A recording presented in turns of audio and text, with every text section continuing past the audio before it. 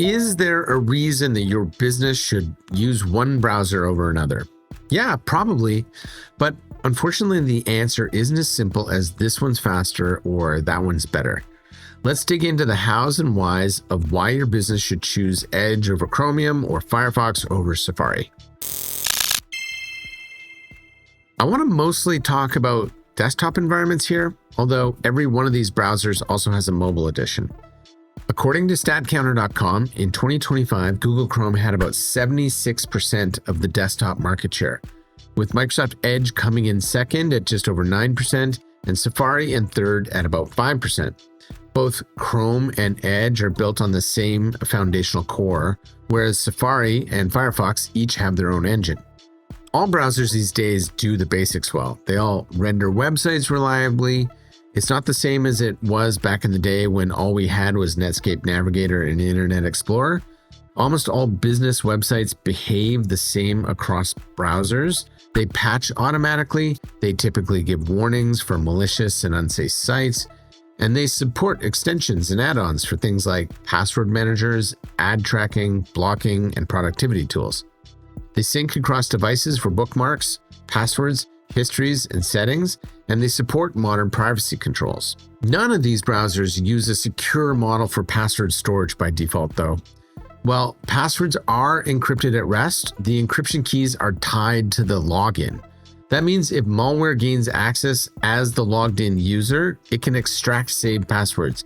And since generally malware is going to run as the user that's logged in, this has the effect of storing passwords in an easily retrievable way.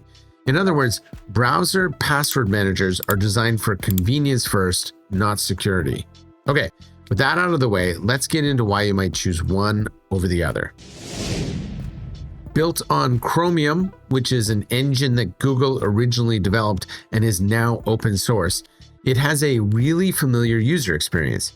It's got the largest extension ecosystem out there.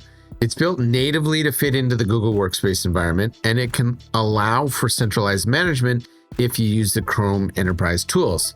What that means is just that if you've got an IT department or company, they can manage all of the organization's Chrome installations from one place, which is a big plus.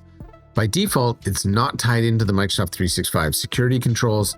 They're not native, so you'll have to find some other method of managing those. But if your organization is looking for the simplest experience for your users, this might be the browser for you. Edge is also built on Chromium. It supports Chrome extensions, and because of that, it's easier for users that are already on Chrome to move over to it. It has deep integration with Microsoft 365 for identity and sign-in, and it's got really strong in-browser security controls if you pair it with the Microsoft security tools. If you had asked me in the past if Microsoft Edge was a browser you should consider standardizing on, I would have laughed. But now that it's been redesigned on Chromium, it's a real contender. If your organization is on Microsoft 365, this is the browser I recommend for you. Safari is the first browser on our list that's not Chromium-based. It uses Apple's own engine called WebKit. It has excellent performance on Mac OS and iOS, and a very strong set of consumer privacy protections. There's little you can do with it from a management perspective if you're an IT department, unfortunately.